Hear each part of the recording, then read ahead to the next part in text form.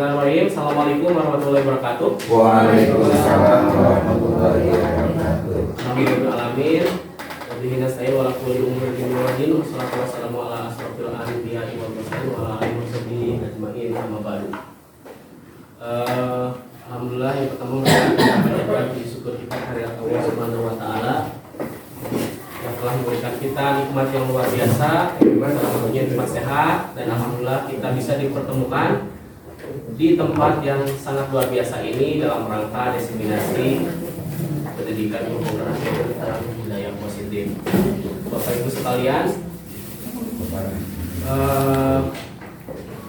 pada saat ini saya sebagai calon guru penggerak mungkin ada beberapa yang ingin disampaikan, bukan berarti lebih tahu, tetapi hanya ingin hanya ingin mencoba gitu ya, barangkali bisa dibimbing oleh Bapak Ibu tentang hal-hal yang perlu saya tingkatkan, salah satu tentang budaya positif. Tapi sebelum itu, untuk membuka acara ini, marilah kita membaca Ummul Furqan atau surat Al-Fatihah. Mudah-mudahan apa yang kita niatkan menjadi nilai ibadah dan acara kita bisa lancar sampai akhir. Ala hadiniyah wa ala kulli niyatin sholihah wa ila hadratin Nabi Mustafa sayyidina Muhammad sallallahu alaihi wasallam. Al-Fatihah.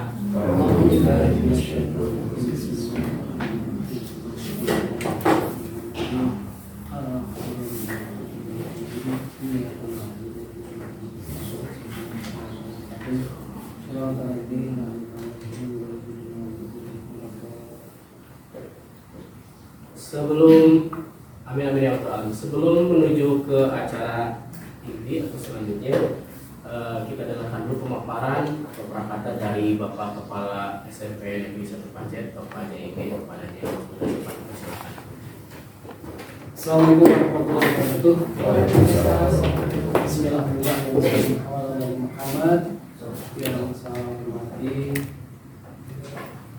Bapak Rifan selaku calon guru penggerak, yang saya hormati Bapak Ibu sekalian, Bapak sekolah.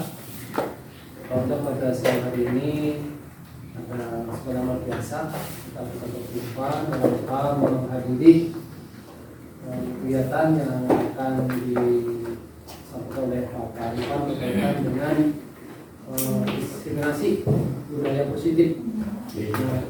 Budaya positif ini memang sangat kita butuhkan di sekolah kita, dan mudah-mudahan dengan adanya Bapak Rifan di pendidikan di calon penggerak ini bisa membawa dampak positif untuk satu pendidikan kita, sehingga anak kita bisa mempunyai perilaku budaya positif, dan bukan hanya anak saja, tapi juga kita semua pelaku pendidik dan juga tenaga pendidikan bisa menerapkan budaya positif di dalam kehidupan kita sehari-hari. Kita akan paling banyak tinggal di satu pendidikan dan sekolah, otomatis kalau kita sudah mempunyai budaya positif, insya Allah akan membawa hal yang sangat baik secara pribadi maupun secara institusi. Tentu kami selaku pimpinan mengucapkan selamat pada Pak Rifan. Mudah-mudahan ilmu yang diperoleh ini bisa diterapkan di sekolah kita, sehingga sekolah kita semakin menjadi sekolah yang kondusif, bisa menciptakan lingkungan sekolah yang kondusif ya, sehingga tujuan pembelajaran itu bisa tercapai dengan efektif dan tidak tersita waktu kita itu untuk membenahi perilaku yang semestinya itu harus sudah menjadi karakter ya. Kita habis untuk memperbaiki perilaku kita yang tidak mempunyai perilaku atau karakter budaya positif. Selamat kepada Rifan, mudah-mudahan sukses sampai selesai, dan kita pun mengharapkan agar keberadaan Pak Rifan nanti bisa membawa satuan kita ke sesuatu yang lebih baik nanti. Terima kasih, selamat, dan mohon maaf atas kesalahan. Assalamualaikum warahmatullahi wabarakatuh. Waalaikumsalam warahmatullahi wabarakatuh.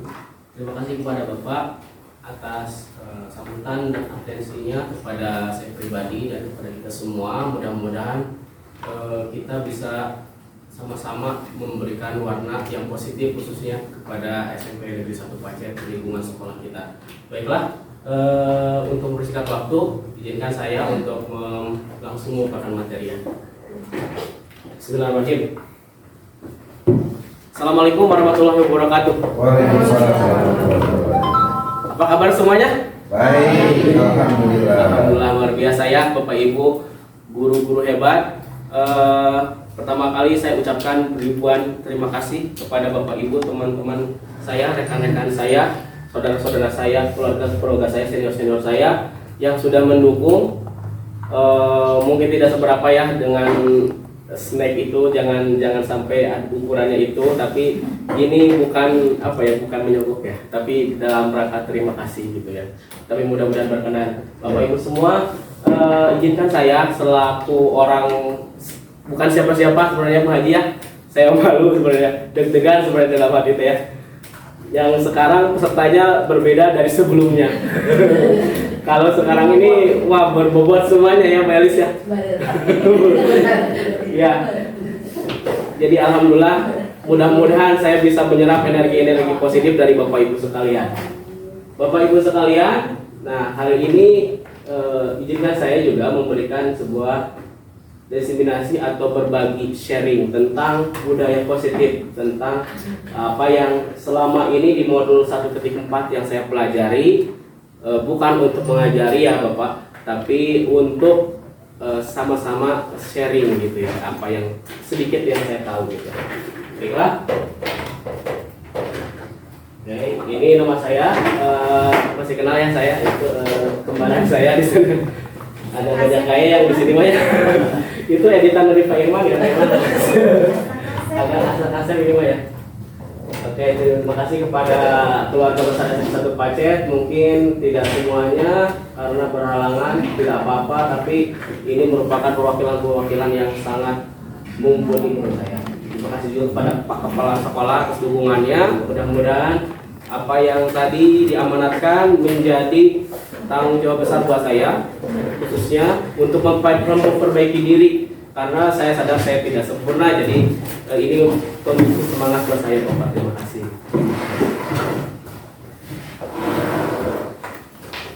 Nah, Bapak Ibu sekalian, sebelum ke materi saya ingin refreshing dulu ya, karena kan ini jam terakhir, harusnya Bapak Ibu pulang ke rumah dengan berbagai aktivitasnya.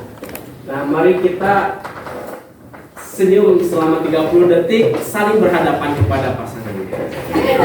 Oh, Pak Kurnia siapa? Oke.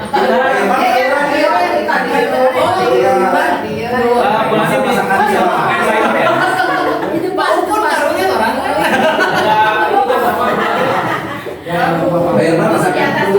Oh ada. Oke. 30 detik aja ya. Dari 8 sampai 8 ya. Oke, senyum aja tanpa suara. Saya 3, 2, 1, mulai dari sekarang. Senyum aja ya. Senyum. Saya jadi yang sedih ya. Oke, ada beberapa detik lagi sampai jawabannya bohong. Kalau ucap gitu. Curiga ya.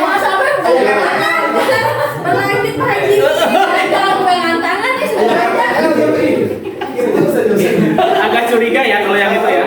Pesan saya Oke, cukup. Beres. Bagaimana perasaan Bapak Ibu setelah tadi sampai belajar?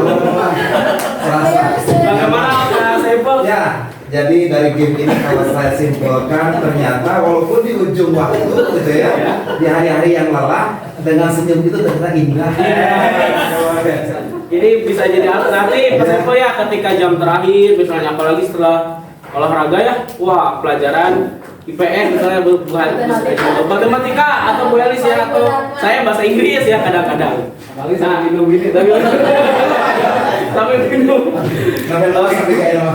Jadi bisa jadi alternatif untuk membuka acara supaya mereka tidak tegang, anak didik kita tidak tegang. Itu tadi bahkan ada, walaupun hanya saya suruh pandang-pandangan untuk senyum, tapi ada yang ketawa gitu. Tapi ada yang menyimpulkan hal-hal lain juga gitu kan. Senyumnya beda. Ada yang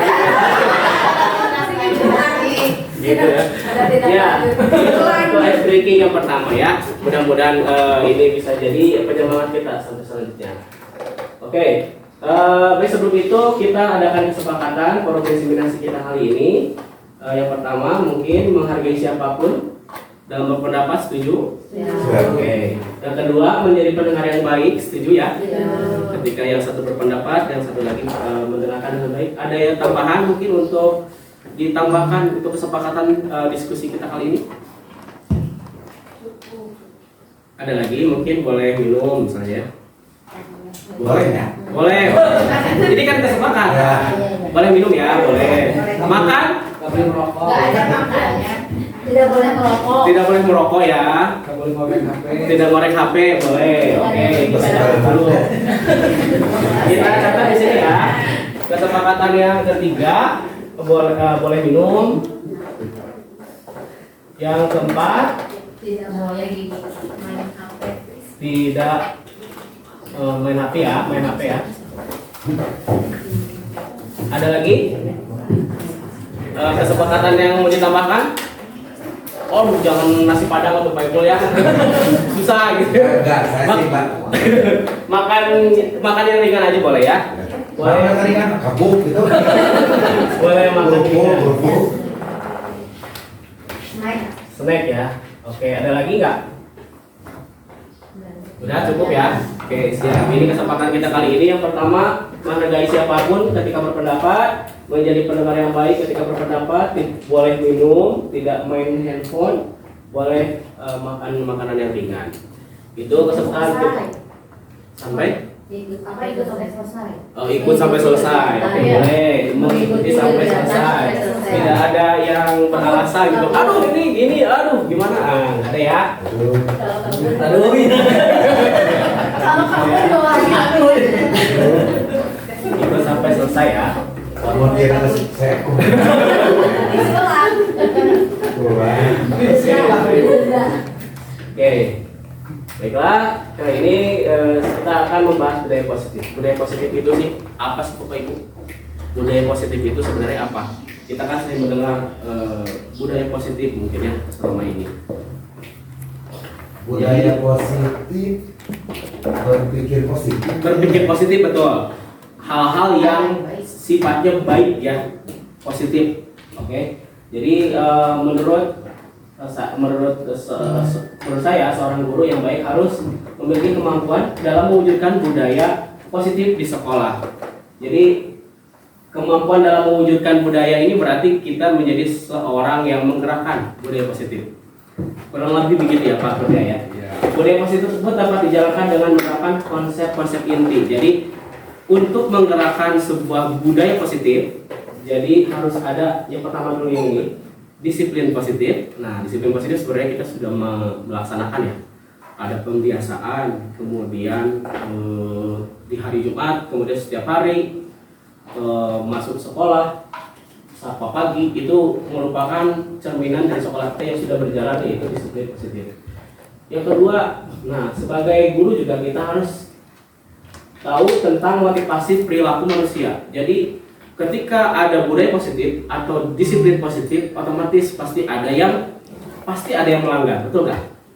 Ya, ada yang melanggar ya, pasti ada yang terlambat, atau misalnya ketika disuruh membawa Al-Quran dia tidak membaca Al-Quran, misalnya, atau misalnya disuruh belajar dia malah mabal gitu ya. Ini yang disebut ada motivasi perilaku manusia yang harus ternyata kita tahu. Ada 3 motivasi, setelah ini kita jelaskan. Yang ketiga, keyakinan sekolah atau kelas. Nah, di sini ada yang baru mungkin ya. Saya juga baru mendengar ketika pendidikan berpengaruh tentang keyakinan sekolah atau keyakinan kelas. Apa bedanya dengan peraturan? Dan pertanyaan mungkin itu. Peraturan sekolah, keyakinan sekolah, itu apa bedanya? Yang keempat, untuk mewujudkan budaya positif juga kita harus tahu kebutuhan dasar manusia. Jadi setiap manusia itu punya kebutuhan dasar. Nah, ini nanti kita bahas. Banyak sekali posisi kontrol restitusi. Ini salah satu acuan bagaimana kita menanggapi jika ada murid-murid kita yang melanggar. Nah, ini ada yang disebut segitiga restitusi atau kontrol restitusi. Yang terakhir dengan segitiga restitusi. Baiklah Bapak Ibu. Nah, Kita mulai dari disiplin positif. Tadi betul kata Pak Saiful tentang disiplin positif merupakan suatu cara penerapan ya. Cara penerapan disiplin yang mengajarkan anak didik kita untuk bertanggung jawab. Kita garis bawahi bertanggung jawab dulu ya. Jadi kita tumpuan dari segala aspek seseorang yang disebut soleh misalnya gitu ya. Orang ini soleh nantinya, atau nanti siswa kita ini kita ingin impikan sebagai orang yang ideal, sebagai manusia yang soleh. Ini adalah tumpuannya adalah bertanggung jawab. Kata bertanggung jawab ini dalam sekali. Bertanggung jawab dalam menumbuhkan kesadaran diri dia. Tanggung jawab, kesadaran diri berdasarkan nilai-nilai kebajikan. Contoh misalnya ya, orang soleh itu gimana sih gitu kan? Atau orang baik itu bagaimana? Dia punya tanggung jawab moral kepada diri dia untuk tidak melakukan hal-hal yang negatif. Satu-satunya begitu. Mau berbicara, dia berpikir kepada diri dia sendiri, wah tanggung jawab saya adalah untuk berkata yang baik. Begitu. Ini tumpuan disiplin positif. Jadi penerapannya di sekolah. Makanya salah satu tempat yang sangat bisa membina sebuah disiplin positif ya adalah sekolah gitu. Karena di sini kita menerapkan hal-hal tentang disiplin untuk anak sehingga nantinya bisa bertanggung jawab begitu. Nah, selanjutnya Bapak Ibu, disiplin positif juga lebih ke arah apa sih? Disiplin positif ini lebih ke arah disiplin diri. Supaya kita ajarkan bagaimana mengajarkan mereka supaya bertanggung jawab, ya berarti kita mengarahkan mereka untuk mendisiplinkan diri mereka yang tadinya suka terlambat jadi on time, mendisiplinkan diri mereka untuk mengontrol diri dalam melakukan segala tindakan, mengontrol diri, ya kan? Karena udah kita terapkan, kita misalnya gaungkan tentang disiplin positif, kita harus on time dan lain-lain. Nah, di sini arahnya adalah disiplin diri kepada anak-anaknya. Untuk lebih jelasnya, kita lihat lagi selanjutnya. Nah, fungsinya untuk apa Bapak Ibu? Mereka bertanggung jawab terhadap diri dia supaya mereka itu menumbuhkan motivasi. Nah, supaya apa? Supaya mereka dapat memahami dan menyadari berdasarkan motivasi internal. Internalnya dulu ternyata. Saya mungkin Bapak Ibu tahu saya orang yang bagaimana ya. Saya punya kekurangan. Ternyata ketika saya mempunyai motivasi internal tumbuh dalam diri kita, gitu kan ya. Ini lebih limitless ya, lebih tak terbatas. Jadi apapun bisa kita lakukan. Istilahnya kalau tobat gitu ya. Kalau orang tobat itu harus ada hidayah dari diri dia, gitu. Hidayah motivasi dari dia, gitu. Internalnya dia sendiri gitu ya. Nah, ini diperlukan bukan hanya tentang dipaksa saja. Misalnya menyuruh anak kita supaya sholat misalnya gitu ya. Sholat tepat waktu bukan hanya dipaksa ternyata Bapak Ibu. Dampaknya nanti ada lagi kalau dipaksa ternyata memang ada istilah alam bisa karena biasa gitu ya. Dipaksa terus akhirnya jadi sadar. Tapi ternyata ada hal yang lebih besar daripada paksaan tersebut. Gitu. Selain itu juga bukan tentang pujian juga, bukan melulu tentang dipuji terus dipuji gitu ya. Misalnya meni bager terus gitu. Walaupun berbuat salah itu naon. Bager kayak ada anak mama. Tenan naon soleh sampai dia misalnya mengerjakan hal-hal yang negatif, sangat negatif, kita tetap puji. Apakah itu betul? Ternyata salah juga. Terlalu berlebihan gitu ya. Atau hukuman yang berlebihan juga itu tidak baik. Oke, selanjutnya. Nah, 6 karakter. Nah, untuk mewujudkan semua disiplin positif, untuk mewujudkan semua diri tanggung jawab daripada siswa-siswi kita ini ada atau termasuk dalam 6 karakter di profil pelajar Pancasila. Kita singkat saja supaya mudah ya. Maman bin, gotong kreatif nalar gitu. Maman bin. Maman itu berarti beriman, mandiri, bin berkebinekaan, gotong royong, kemudian kreatif dan bernalar kritis. Ini 6 profil pelajar Pancasila atau P5 yang harus kita ketahui. Ini 6 karakter pelajar Pancasila untuk mendorong anak didik kita supaya berdisiplin positif. Nah, sekarang kenapa sih perlu tadi membangkitkan motivasi internal ya. Ini ngobrol aja. Membangkitkan motivasi internal itu untuk apa? Ternyata sebelum kita tahu ada motivasi internal dalam diri manusia, misalnya manusia itu pasti semuanya ingin mendapatkan pujian, haus akan pujian, atau yang disebut anak zaman sekarang itu mereka itu perlu apa yang namanya identitas diri. Nah, gitu ya. Kenapa mereka bisa berbuat sesuatu? Karena mereka itu mempunyai apa namanya kebutuhan dasar pada diri mereka sendiri. Nah, kita harus mengetahui motivasi perilaku manusia nih. Bagaimana mereka melakukan sesuatu, apa motivasinya? Nah, ternyata ada 3 motivasi perilaku manusia. Pertama, orang taat aturan itu ternyata ada 3. 1, menghindari ketidaknyamanan atau hukuman. Saya, misalnya gitu ya. Aduh, belum fingerprint. Wah, lari gitu kan. Oh, takut gitu kan, takut tidak nyaman nanti dipanggil sama Pak Kepala gitu. Atau misalnya Pak Kurnia misalnya gitu kan, mengerjakan RPP dari tadi misalnya gitu kan ya, karena takut tidak nyaman ketika nanti di absen di grup gitu kan ya, yang belum RPP yang belum upload gitu kan ya. Nah, ini salah satu motivasi perilaku manusia yang normal ada. Hukuman atau takut hukuman gitu kan. Kita misalnya tidak mau melakukan sesuatu karena takut dihukum. Betul nggak Pak Sebo?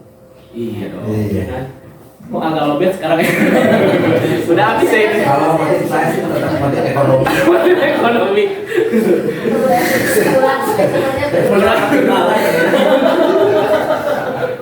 Agak lobet tadi agak semangat di awal gitu. Oke, yang kedua mendapatkan imbalan atau penghargaan, motif ekonomi, penghargaan. Woi, kalau nanti misalnya Motif ekonomi itu untung rugi ya. Lain tepuk tangan hukum. Harus ada ya, memang ada ya.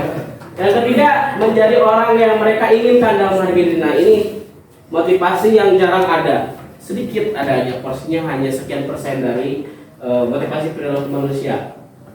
Menjadi orang yang mereka inginkan dan menghargai diri sendiri dengan nilai-nilai yang mereka percaya. Kalau lebih jauhnya mungkin kalau Allah sendiri berkata dalam Al-Quran itu di surat Alif Lam Mim kan alladzina yu'minuna bil ghaib. Ini bentuk integritas diri kan. Yu'minun artinya beriman dengan yang tidak terlihat, berarti dalam diri mereka, dalam diri kita.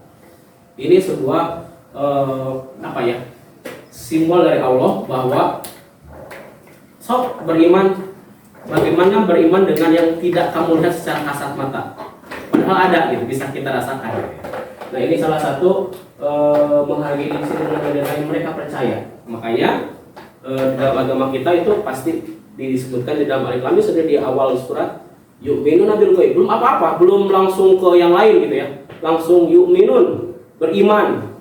Yakin gak ada? Yakin gak nih kamu berbuat sesuatu itu ada yang memperhatikan gitu. Nah, ini memperhatikan motivasi dalam diri kita sendiri.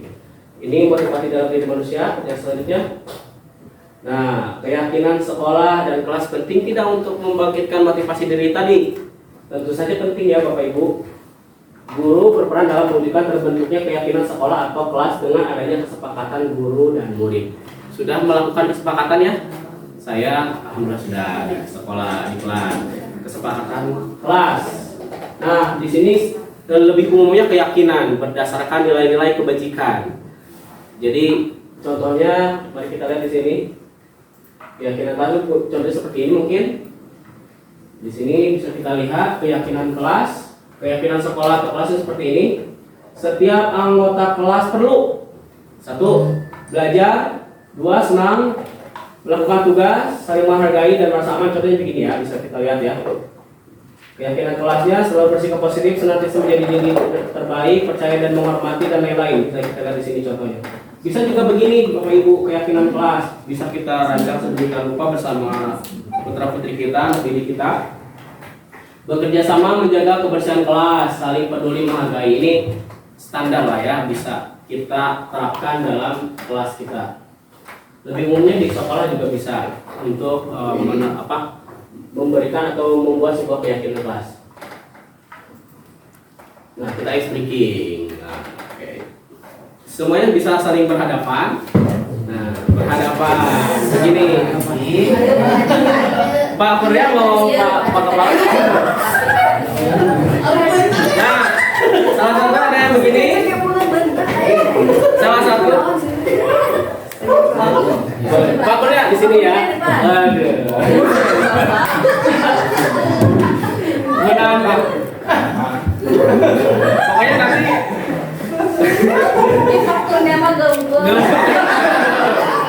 Gak apa-apa ya. Nah, ada yang satu begini, yang satunya lagi begini. Buka tangannya. Orang dia tuh Begini, ya. Nah, terus jadi contohnya ketika saya bilang mendekat, menjauh, menjauh. Nanti kalau saya bilang tangkap berarti harus tangkap. Kamu mau ya?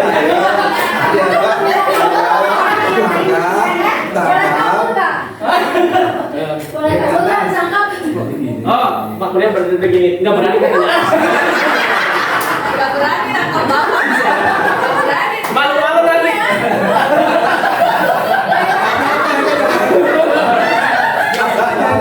Biasa. Ayo tangga ya. Gitu. Oke. Dalam pemahaman saya ya.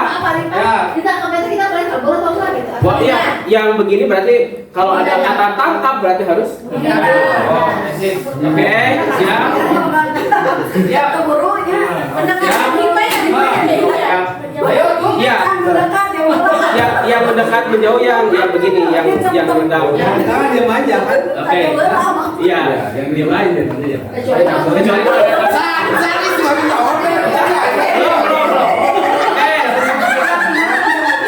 Oke, saya ya. Mendekat. Menjauh. Mendekat. Mendekat. Menjauh. Mendekat. Tangkap.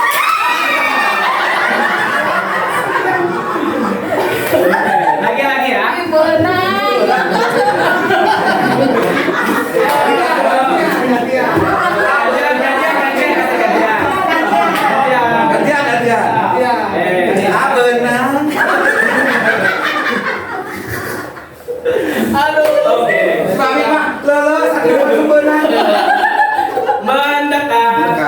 Menjauh, mendekat, jauh, dekat, jauh, dekat.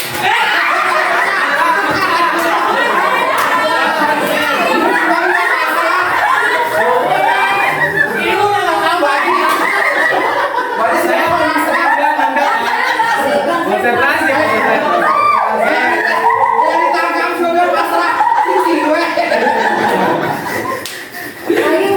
Konsentrasi siap. Menjauh, mendekat, mendekat.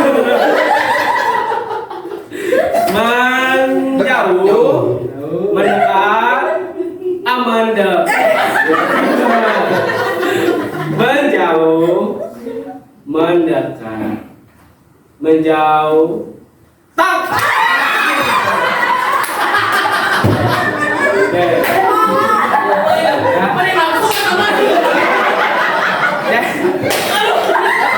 Jadi bisa kita tahu ternyata ya, game ini bisa kita tahu karakter teman kita bagaimana ya.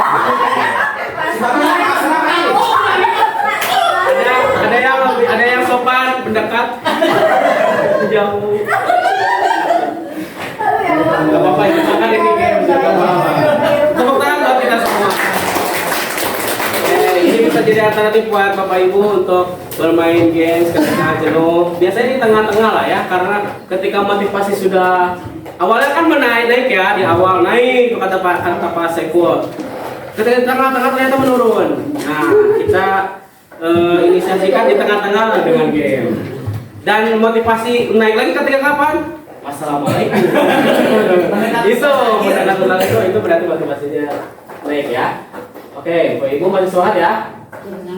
Nah, kita harus tahu kebutuhan dasar manusia. Kenyataan ketika seorang murid melakukan perbuatan yang bertentangan dengan nilai-nilai kebajikan, apapun itu ya, nilai kebajikan atau melanggar peraturan yang sebenarnya, hal itu dikarenakan mereka gagal, ternyata mereka gagal memenuhi kebutuhan dasar mereka. Banyak motif sebenarnya. Tidak bisa kita pupuk rata kalau dia melanggar itu udah orang yang sangat gagal aja di mata kita, tidak bisa seperti itu ya. Nah, apa saja sebenarnya kebutuhan dasar manusia? Kebutuhan dasar manusia yang pertama, bertahan hidup pasti ya. Bertahan hidup bagaimanapun kita lakukan. Kaki di kepala, kepala di kaki, untuk bertahan hidup. Mencari sesuatu nasi dan lain-lain, ini bertahan hidup. Kebutuhan dasar manusia yang kedua, kasih sayang dan rasa diterima. Semuanya pasti di sini memiliki rasa kasih sayang bagaimanapun. Dan rasa diterima, Mas Epo ya? Diterima aja ini. Enggak, ini makan ini. Kebutuhan dasar manusia. Diterima di mana? Diterima di hati seseorang, pastinya ya. Apakah diterima atau tidak? Kalau tidak, makanya tadi kata Pak Saiful harus Melak lauk. mending melak lauk ya dong Saifulnya. Yang ketiga, kebutuhan dasar manusia adalah penguasaan. Semua manusia ingin berkuasa karena kodratnya apa ya? Kodratnya itu kita diciptakan sebagai khalifah dari awal. Di surga ini khalifah. Kita diciptakan oleh Allah SWT menjadi khalifah. Ya wajar kita ingin menguasai diri kita dan orang lain, itu wajar karena sudah kodratnya khalifah. Kalau asup ke dunia Nabi Adam tanya gitu. Coba atun tengah mengetanya. Misalnya Nabi Adam. Enggak ya, itu ya. Betul ya. Orang-orang di surga ya. Iya, kan khalifah ini penguasaan. Nah, penguasaan dalam diri dan eksternal, internal dan eksternal gitu. Yang keempat, kebebasan. Semua orang ingin bebas, betul nggak? Betul. Ingin bebas dalam hal apa? Hal apapun. Bebas finansial, gitu kan ya. Kita ingin bebas beli apapun, gitu kan. Bebas dari hutang bersih. Itu selalu ada. Kemudian semua orang juga ingin bebas dalam banyak hal. Dan yang terakhir adalah kesenangan, betul nggak? Siapa sih yang nggak mau senang? Iya nggak? Siapa yang nggak mau senang ya? Nah, termasuk kita semua di sini. Kita tergantung lihat ya, kita semua senang-senang di sini ya. Bebasnya bukan tanpa batas ya. Iya. Memang kebutuhan dasar manusia harus begitu, bebas gitu. Isi kategori kalau bebas mutlak kan kategori orang gila gitu. Iya. Iya betul.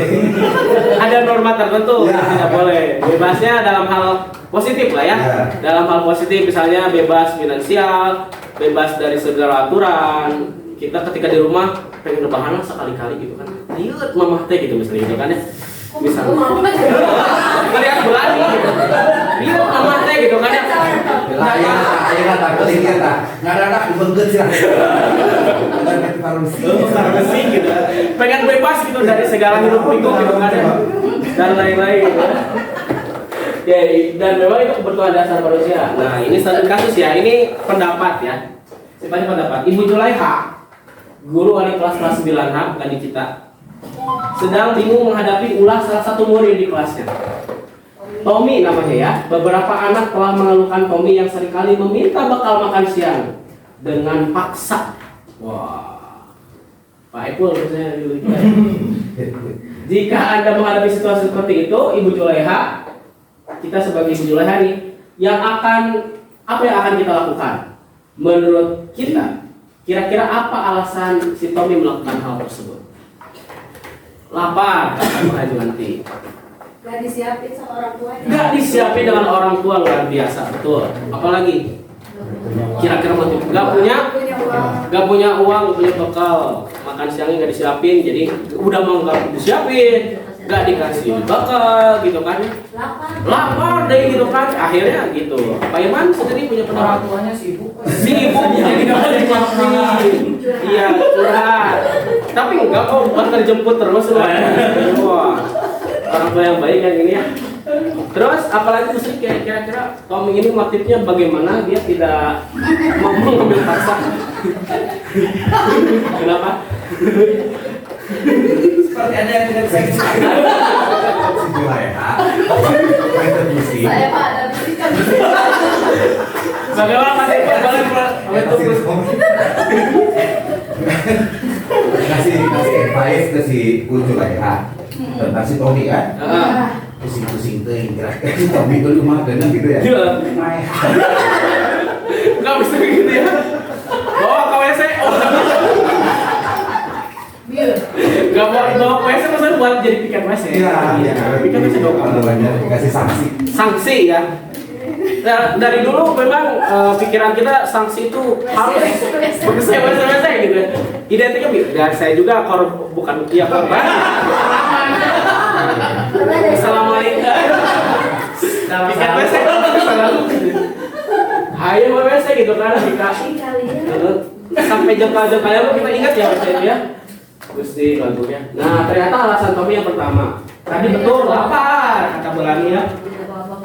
Tidak orang tuanya tidak membawakannya kepunawannya ini membawakannya sibuk bekerja ya Allah gitu ya segitunya. Maka kebutuhan dasar yang sedang berusaha dipenuhi oleh Tommy ini adalah bertahan hidup daripada tegak. Sehingga saya kalau siang itu kan saya suka observasi ke sana kemari gitu kan tidak demi mengorbankan mental nggak apa-apa gitu untuk bertahan hidup menahan rasa malu kemudian nggak apa-apa ini survival Jadi demi keberlangsungan hidup aja betul ya. Terus ternyata motif yang kedua alasan Tommy ini dia merasa senang temannya jadi memperhatikan dia. Ini yang berbeda nih. Caper berarti ya. Caper. Ketika temannya melaporkan tindakannya itu, dia malah senang gitu. Dan gurunya memberitahu orang tuanya sehingga orang tuanya jadi memperhatikan. Gitu. Jadi nggak sibuk lagi. Ini ada positif juga mungkin ya, yang dipenuhi Tommy. Cuman mungkin ada yang salah yang dilakukan oleh Tommy. Ternyata yang ketiga alasan Tommy karena temannya jadi takut dengan dia dan menuruti keinginannya. Jadi kekuasaan tadi. Ingin merasa jadi superior gitu di hadapan teman-teman. Jadi ingin mempunyai identitas amesarieun ka urang kabeh. Nah, gitu ya. Oh, sama. Sama pewak. Sekarang lama kita tanya oh. Ah, berarti. Tommy apa ya? Dia kan sudah gitu. Mister. Oke, selanjutnya. Alasan lebih obat, dia merasa bosan, iseng berarti ini ya. Dengan bekal makanan yang dibawakan, ternyata dia bekal juga, cuman bosan. Dari ingin mencoba makanan teman-teman yang beraneka ragam. Bahkan atau bekalnya itu ada mie yang udah jadi sebentuk dengan toplesnya gitu kan ya. Si mie dan telur itu. Dan itu selalu itu begitu ya. Bulan. Pengirian biasa. Ini ternyata motivasi Tony ada berusaha memenuhi kebutuhan akan kebebasan. Kebebasan dalam diri Tommy sendiri ya. Ingin bebas. Alasan Tommy yang terakhir, ia melakukannya karena iseng aja. Dia menikmati ekspresi wajah teman-temannya. Nah ini yang paling parah, bahaya ya. Iseng, dari iseng melihat teman susah gitu. Emang itu ketagihan ya? Ada aja gitu ya. Terus ingin jadi suka melihat orang menderita. SMS. Senang melihat orang susah. Ada ya gitu loh ya, ada. Menikmati ekspresi wajah teman-temannya yang kesal gitu. Ada loh. Ya. Ada loh gitu ya. Senang lihat orang menderita. Nah. Kebanggaan. Prestasi bagi diri dia sendiri gitu. Ya Allah gitu ya. Nah, jadi yang harus yang seimbangkan adalah di mana posisi kita sebagai guru untuk mengkontrol itu. Ya, posisi kontrol institusi yang sebagai kita tahu ada beberapa karakter, 5 karakter kontrol institusi. Jadi seorang guru itu ada 5 tipikal ketika menghadapi murid yang tadi, murid-murid yang bersalah, murid-murid yang melanggar itu ada 5. Pertama, sebagai tipe penghukum, ingin puas, beres gitu. Supaya tidak melakukan hal yang sama, udah hukum. Bersihin, ubah masjid gitu. Wah, gitu. Kamu cenderung langsung. Ini tipe penghukum ya. Ada pada diri saya sendiri, misalnya waktu itu sebelum tahu ini gitu ya. Inginnya langsung aja push up gitu kan, tipe penghukum. Kemudian lebih cenderung ingin membuat gerak gitu ya, Bu ya. Seperti dulu misalnya kita berbuat salah cekrut pakai garis gitu kan. Ini tipe penghukum. Ada tipe guru posisi kontrolnya sebagai pembuat merasa bersalah. Contohnya bisa begini. Ih kamu mah bikin khusus nanti ibu teh dipanggil sama Bu Haji Dede gara-gara kamu terlambat. Nah bisa gitu kan? Bapak teh kalau kamu terlambat teh dipanggil tahu sama Pak Kepala. Kamu mau bapak susah nanti bapak dikeluarin. Kalau bapak dikeluarin nanti bapak susah. Nanti bapak gimana cari ekonomi? Kehidupan bapak. Bapak masih punya anak tidak? Dari wah ini bapak bersalah kan gitu ya? Berarti masalah. Masalah. Bapak gitu. Dari bapak gitu ya Iya. Yang ketiga, guru sebagai teman. Nah ini mungkin ada banyak di antara kita. Ayolah, ada kamu deh teman bapak dari dulu. Bapak kan nato sama kamu. Nah ini tipe teman mungkin ya. Ujung-ujungnya dia dulu ya. Assalamualaikum. Sing sugan. Kayak Acistiin sudah. Sudah masalah gitu ya. Itu tegang ya kalau di WA kita. Kumaha kabarna? Balas tolong. Pasti. Mama Nabian sebagai teman ya, ada posisi kita ketika anak melanggar itu sebagai teman, jadi merangkul dan lain. Ada sebagai pemantau, jadi kita sebagai detektif. Bapak lihat kamu tadi mondar mandir. Jadi apa sih? Saya tahu kamu dari dulu itu begini. Pemantau. Yang selanjutnya manajer. Manajer ini cenderung melakukan banyak hal untuk membuat dia bukan hanya jerak, tapi menyadarkan diri dia atau motivasi internal dia. Gitu. Ini sebagai manajer.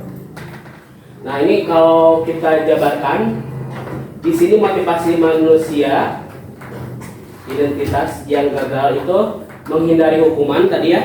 Ketika orang itu melakukan sesuatu, misalnya takut akan hukuman, ini motivasinya, mengharapkan imbalan hadiah. Ini menghargai diri sendiri. Yang dari luar atau motivasi eksternal ini dua, menghindari hukuman dan mengharapkan imbalan, ya kan? Kalau misalnya kamu nggak telat lagi nanti bapak kasih silver queen. Ini berarti kan dia jadi nggak terlambat. Pak mana silver queennya? Kayak ke sebelah queen kurang gitu, misalnya gitu ya. Atau bapak yang punya silver queen dan dia aja sama lollipop, gitu kan ya? Ini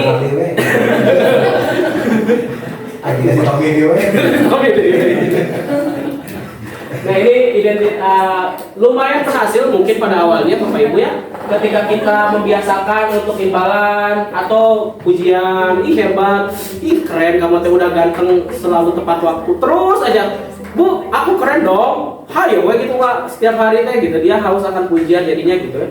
Ini awalnya bisa bagus dari luar ini, tapi akan ketergantungan, oke? Nah kemudian ini posisi kontrol kita sebagai penghukum, pembuat bersalah, teman, pemantau, manajer. Biasanya mungkin kita berbuatnya kurang lebih begini, menghardik atau menunjuk-nunjuk, menyakiti atau menyindir. Atau jangan sampai ya, kita misalnya di depan umum bisa gitu kan, Bapak mah tadi pagi baru lihat ada orang, ini kan, di depan orangnya gitu kan, di depan umum ini dibutuhkan penghukum. Atau membuat rasa bersalah, berceramah, kuliah 70 menit misalnya kan, dinasehatkan terus gitu sampai ngebul ya.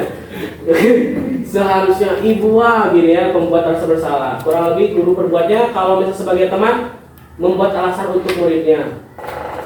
Yang tadi dijelaskan, kalau dia sebagai teman itu membuat alasan untuk muridnya. Kamu mah sebenarnya teman bapak kamu teh sebenarnya dulu teh baik. Kita kan dulu tahu ya satu sama lain, keren lah gitu ya. Kemudian pemantau menghitung itu dan mengukur itu tadi kira-kira. Kemudian manajer mengajukan pertanyaan-pertanyaan. Menurut kamu kira-kira itu bagus enggak? Nah ini seorang Jadi jawab-jawab. Gitu. Jadi kita itu yang bingung ya. Jadi ke penghukum lagi ya. balik deh ke hukum atau kemana hese gitu kan? Ya. Oke. Ada ya gitu ya, ya ada kan begitu. Ya. Ya. Gak mau ngomong gitu, bahkan sudah kita panggil orang tuanya dia nggak mau ngomong. Jadi contohnya misalnya kalau kita sebagai manajer, apa yang kita yakini, apa yang bisa kamu kerjakan untuk memperbaiki masalah ini. Jadi kita ada apa namanya, ada mediasi gitu ya, mediasi antara Tapi berdua. yang tipologi introvert. Kalau introvert ya biasanya kalau introvert pun ada tahapannya nanti kita jelaskan. Kalau bagaimana menanggulangi siswa yang introvert. Ya kalau misalnya dia tidak mau ngomong itu ada caranya ternyata nanti. Nah hasilnya ternyata kalau kita membiasakan menghukum itu dia hasilnya akan memberontak, menyalahkan orang lain dan berbohong. Iya enggak? Karena takut dihukum. Itu apa? Itu terus saja berbohong gitu ya. Kemudian kalau kita melakukan membuat rasa bersalah, hasilnya menyembunyikan, menyangkal atau berbohong juga. Ayolah, kamu gak kasihan. Pantesannya napi yang keluar dari sel itu Ya. lebih kejam kan ya? Iya, Karena ini mungkin ya. iya betul. Efeknya kan itu kan jadinya kan. Iya efeknya penghukum kan. Lain balik pikir, malah dia sebaliknya. Sebaliknya. Lebih kejam. Makanya kan di sebuah apa lembaga permasyarakatan itu sekarang itu mereka diarahkan untuk apa melakukan kegiatan-kegiatan yang lebih positif gitu kan. Supaya mereka memaknai di selnya itu bukan hanya sekedar dihukum gitu. Nah, itu kan gitu. Hasilnya juga kalau sebagai teman nanti ketergantungan Bapak Ibu. Sebagai teman aku wedap. Bu Haji mah udah pernah pesan. Ibu. Ibu. Panjang nih ya ibu. Bapak nah gitu ya.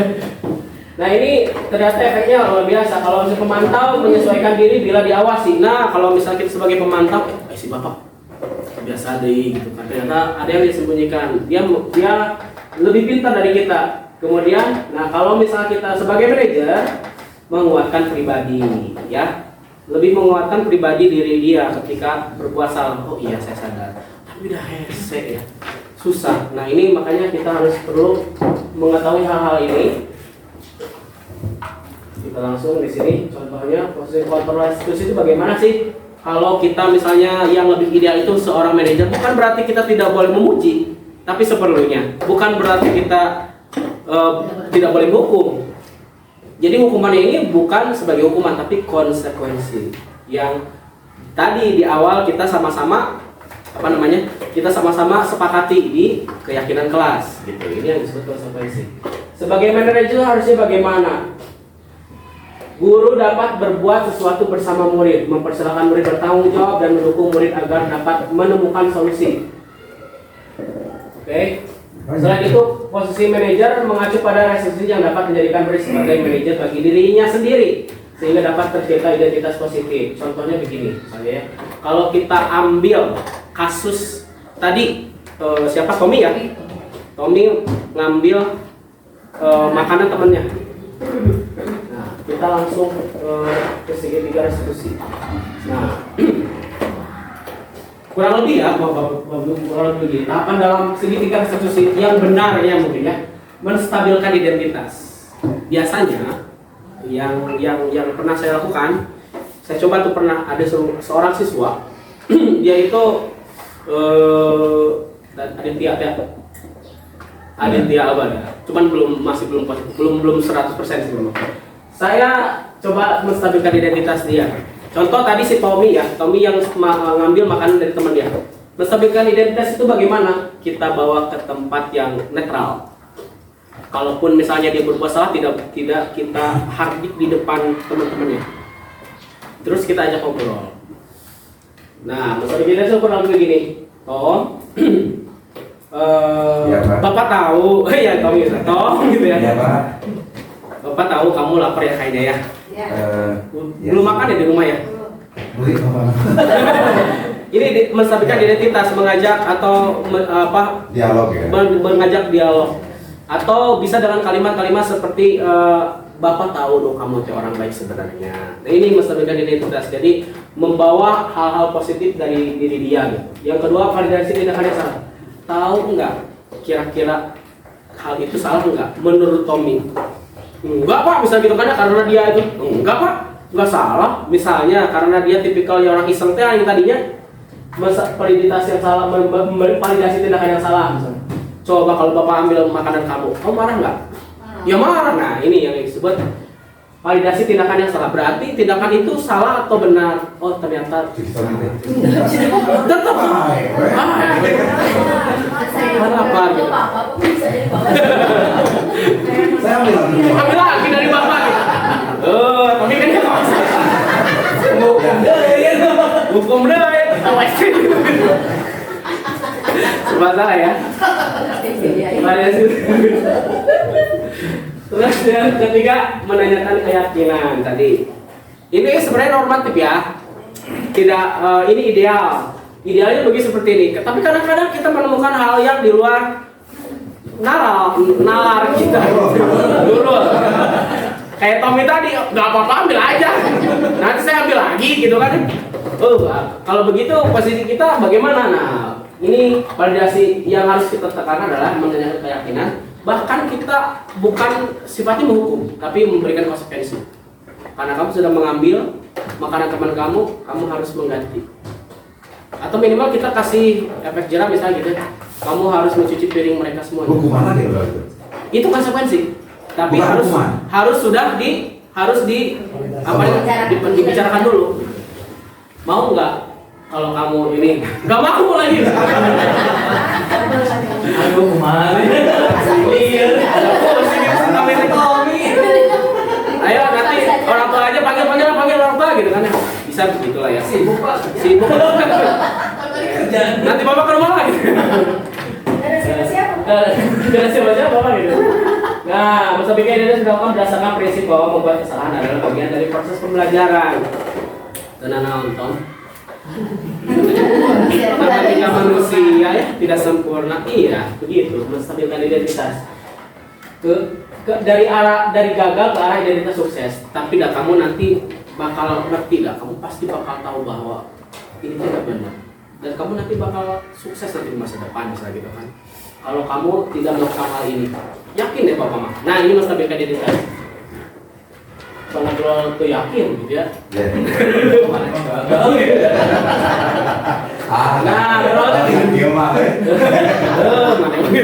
Nah, menstabilkan identitas berbahasa itu hal yang manusiawi, tidak ada manusia yang sempurna. Kita pasti bisa menyelesaikan. Ini kurang lebih begini ya narasinya ya. Menyelesaikan masalah ini Bapak Ibu tidak tertarik untuk mencari tahu siapa yang benar, siapa yang salah, tenang. Mentos. Kita lihat ke depan sekarang, Tom ya.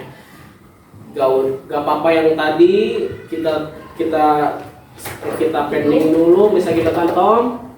Nah, menyalahkan dirimu sendiri terus menerus, apa kamu bersikap baik pada dirimu sendiri? Nah, ini jadi lebih ke mengajak atau refleksi kepada kedua belah pihak atau diri Tommy sendiri gitu ya. Ini menstabilkan identitas. Validasi tindakan yang salahnya kurang lebih begini ya. Berdasarkan prinsip bahwa setiap perilaku berupaya memenuhi suatu kebutuhan tertentu. Ternyata kita harus tahu motifnya. Jadi kita tahu alasannya gitu ya.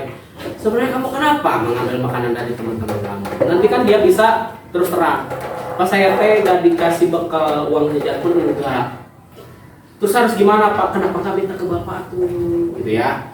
Nah ini mau posisikan kepada teman malu, nggak usah malu kan sekarang bapak wali kelas kamu, orang tua kamu di sekolah. Ini nawenya. Nggak usah kali-kali.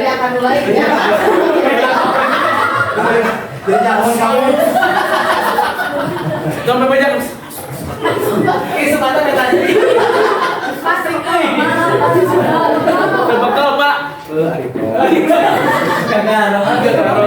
Biar ternyata duaan di bapak ini. Oke, nah ayo, namanya terbekal gitu. Boleh nggak saya bikin anekdot tentang Tommy gini? Untuk jadi komparasi ya. Boleh. Biar kita nanti juga sebagai guru nih ada sikap yang bisa kita simpulkan sebagai guru. Ya.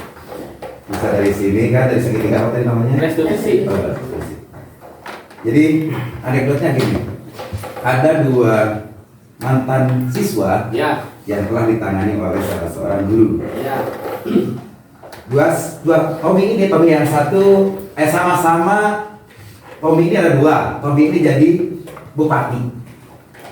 setelah dia sekian lama udah jadi alumni dan berkembang karirnya jadi bupati. Iya.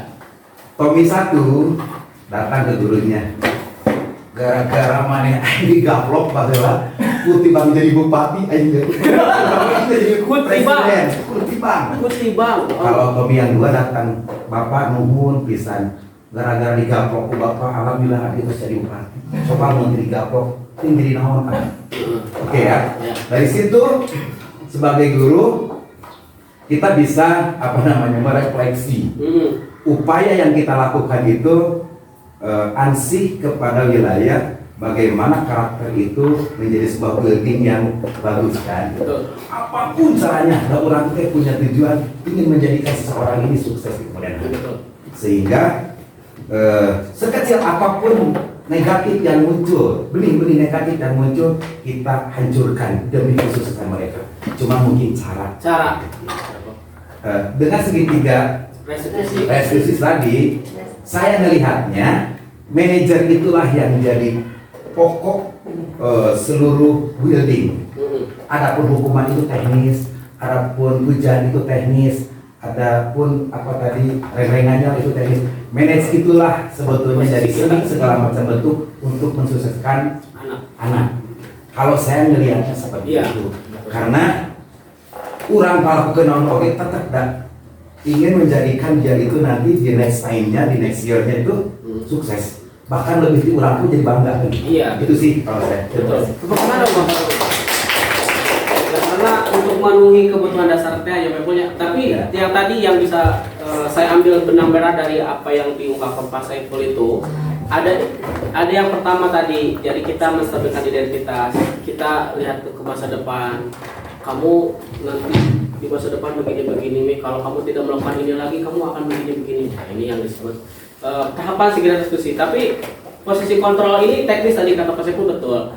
Nah, mana yang kita pilih sebaiknya? Yang kita pilih ya ada sebagai manajer ya, sebagai seorang yang bagaimana membuat segala macam hal untuk mengarahkan dia ke arah yang lebih baik. Oke, nah ini yang terakhir ya dari segi tiga itu, yang pertama stabilitas identitas, kemudian yang kedua menanyakan dari sini validasi tindakan yang salah. Tadi benar nggak? Kalau kamu jadi saya bagaimana? Kalau kamu jadi orang lain bagaimana? Kalau makanan kamu diambil? Nah ini validasi tindakan yang salah. Terus nanyain kepada dia apakah itu bisa dibenarkan? Oh enggak Pak. Nah, ternyata dia bisa sadar. Lalu menanyakan keyakinan. Nah di sini kita bisa memaknai kepada murid atau anak untuk memunculkan motivasi secara intrinsik dalam diri dia, sehingga mampu mengaitkan keyakinannya dengan tindakan yang salah, gitu ya. Jadi menggali motivasi intrinsiknya. Dan di sini kita bisa menanyakan bisa begini, Tom, karena kamu tadi sudah berbuat salah ya, melanggar keyakinan kelas, betul, keyakinan apa, misalnya gitu ya, keyakinan kelas yang mana yang kamu langgar, tidak menghargai teman yang lain, misalnya gitu kan ya, atau tidak menghormati teman yang lain. Nah ini berarti kamu sudah melanggar, betul ya, betul. Berarti kamu boleh menerima ini ya, menerima konsekuensi dari hal kamu, hal perbuatan kamu ya. Nah, baru di sini kita ajak untuk menerima konsekuensinya dengan hal yang manusiawi ya Bapak Ibu, tidak hal-hal yang memberatkan dia gitu. Nah, mengenai keyakinan, nilai yang kita percaya di sekolah kita tadi yang kurang lebih seperti itu. Apa yang telah kita sepakati di kelas kemarin, ideal itu seperti apa sih? Kamu ingin jadi anak seperti apa nanti di masa depan? Kamu nggak boleh berbuat seperti lagi gitu ya. Oke, terakhir. Nah, ternyata setiap seorang guru harus memiliki kemampuan dalam mewujudkan. Ini hal-hal yang perlu kita tahu.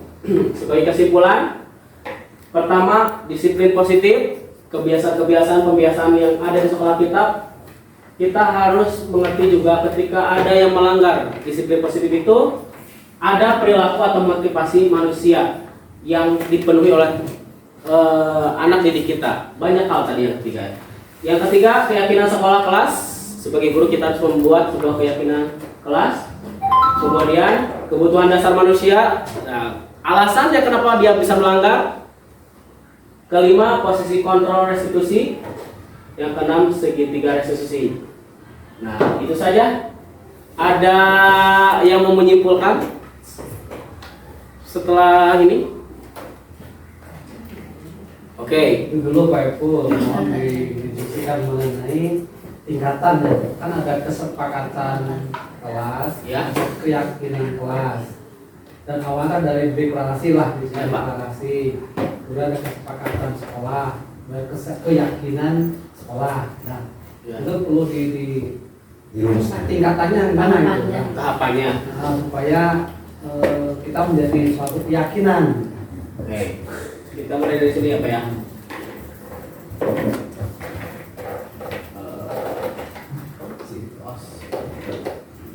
Nih. Keyakinan kelas, terus keyakinan sekolah ya, Pak. Keyakinan sekolah berarti keyakinan sekolah itu berdasarkan visi misi sekolah. Apa yang akan kita buat untuk membuat sebuah keyakinan sekolah, kemudian kita interpretasikan secara spesifik di kelas oleh wali kelas, keyakinan kelas. Ini yang disebut keyakinan kelas. Nah, keyakinan kelas kemudian ada membuahkan kesepakatan kelas yang ini. Betul ya Bapak Ibu ya? Setiap anggota kelas perlu. Nah, nilai keyakinan kelas itu dari mana? Nilai-nilai kebajikan. Banyak nilai-nilai kebajikan. Ada 17 atau lebih lah. Bertanggung jawab, kebersihan, itu kan nilai kebajikan yang perlu dipenuhi. Contoh misalnya ya, belajar untuk memenuhi nilai kebajikan apa? Menuntut ilmu, segitu kan ya, kewajiban menuntut ilmu. Senang, misalnya setiap anggota kelas perlu bersenang hati atau berbahagia. Nilai kebajikan apa? Nah, ini kita dari nilai-nilai kebajikan. Keyakinan kelas ini berdasarkan nilai kebajikan yang kita buat di kelas bersama-sama para siswa kita. Ini lebih khusus dilakukan oleh wali kelas, sehingga nanti ditempel dan setiap siswa bisa tahu keyakinan kelasnya. Nah, kemudian ini dua contoh ya. Yang pertama Pak, menurut yang saya pelajari Pak, satu keyakinan sekolah merupakan ejawantah dari visi misi Pak. Visi misi sekolah berakhlak karimah tadi ya. Kemudian kepada visi kita itu kan sekolah mau juga peserta didik yang lebih religius, sehat, terampil. Terampil udah kan? Lebih cerdas, religius, sehat dan berakhlak karimah, berwawasan lingkungan sesuai dengan profil pelajar Pancasila. Ada itunya ya. Jadi tahapannya itu mulai dari awalnya kesepakatan dulu. Iya. Nah, kemudian kan menjadi budaya ya. Budaya. Itu puncaknya menjadi keyakinan. Puncaknya Jadi kalau sudah menjadi keyakinan itu udah kuat ya. tertanam dalam diri mereka sendiri, motivasi diri. Baik guru-guru maupun siswa. Iya. Misalnya dalam kebersihan. Kalau semua sudah punya keyakinan bahwa itu udah bersih adalah bagian dari iman, Iya. bersih itu adalah indah. Kalau ada sampah pasti otomatis terpanggil karena sudah menjadi keyakinan, ini kayak kotor itu jelek. Nah, ya, ini saya kesiangan. Jadi kalau bisa datang kesiangan, putusan Iya. sudah menjadi keyakinan bahwa masuk ke dalam kan keyakinan. Iya. Kurang lebih begitu Ya. kesimpulan dari Pak Kepala. Luar biasa, tepuk tangan. Semua. Nah, refleksi untuk kita kali ini, mungkin Bapak Ibu bisa menuliskan refleksinya di sebuah sticky note sebentar.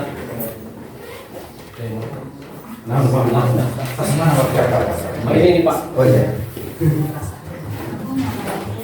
Aku bawa dia.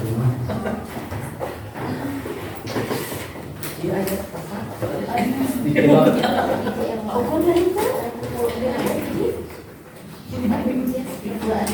Nah, kita menuliskan refleksi yang saat ini Kumaha kita mau mengarah ya langsung. apa yang sudah kita Kita ini tutup ini tutupnya kalau nggak campur maksudnya. masuk ya. Nah, Bapak Ibu, menurut Bapak Ibu apa yang sudah Bapak Ibu sekarang dapatkan setelah sesi ini? Segitiga restitusi. Terakhir. Bukan ya, kan gampang.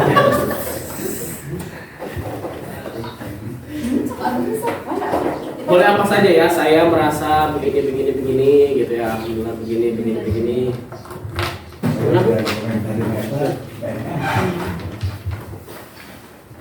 Kontennya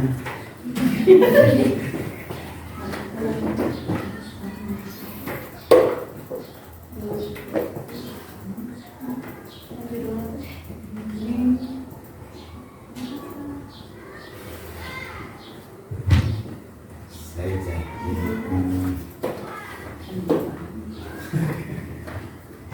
pasti tulisnya bahasa gitu.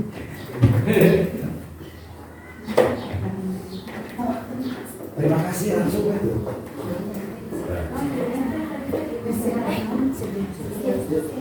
Budaya positif.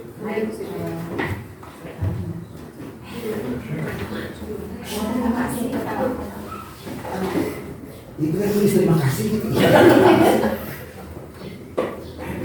Terima kasih sedang ada Awal dulu.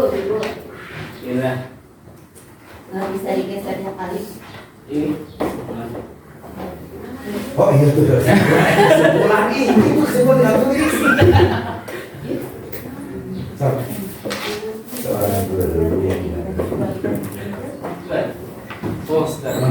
mau nanti kita Budaya positif. lain. Oh, Destinasi. destinasi. Kita balas sebentar boleh. Nabil bisa berdiri ketika kita. Mana?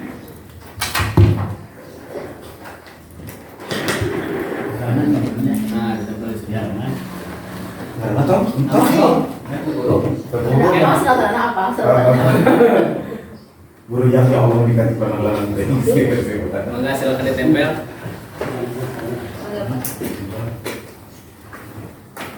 Bertambah wawasan.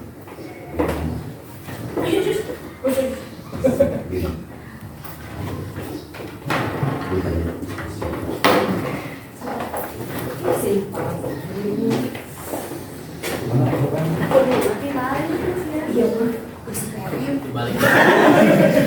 Kontennya sangat menarik.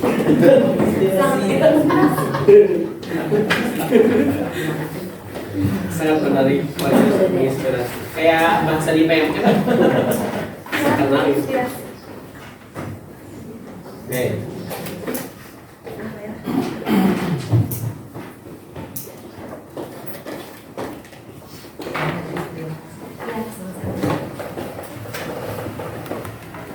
Putri, panjang ya. Ini kan Gara-gara si Tom. Jadinya sih tahu ditulisnya tentang cerita Tommy. Oke, saya bacakan salah satu ya. Ini dari langsung aja ya. Setelah mengikuti diseminasi budaya positif, saya memahami dan mengetahui budaya positif sebagaimana mengontrol diri. Oh, luar biasa. Siapa ya? Luar biasa. Tepuk tangan untuk yang pajak ya.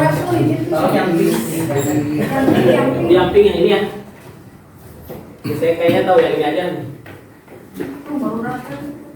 Yang saya peroleh dari kegiatan ini adalah wawasan. Wawasan mengenai budaya positif yang harus ditanamkan di siswa dan guru. Kalau banget ya. Biasa, weh. Lagi nih. Tulisan gue. Setelah mengikuti definisi budaya positif, saya memahami dan mengetahui. Oh, Gus. Ini kali ya. Saya mendapatkan pemahaman baru tentang bagaimana cara menerapkan disiplin positif, yaitu dengan cara penerapan segitiga resolusi dalam penyelesaian masalah. Oke. Bapak Ibu, terima kasih atas perhatiannya. Mohon maaf dari segala kekurangan saya, kehilapan saya jika ada hal positif yang disampaikan itu datangnya dari Allah. Jika ada hal yang negatif itu datangnya dari pribadi saya. Mohon maaf. Terima kasih. Kita tutup dengan kafaratul majelis bersama-sama. Subhanaka Allahumma asyhadu an la ilaha illa anta astaghfiruka wa atubu ilaik. Wassalamualaikum warahmatullahi wabarakatuh.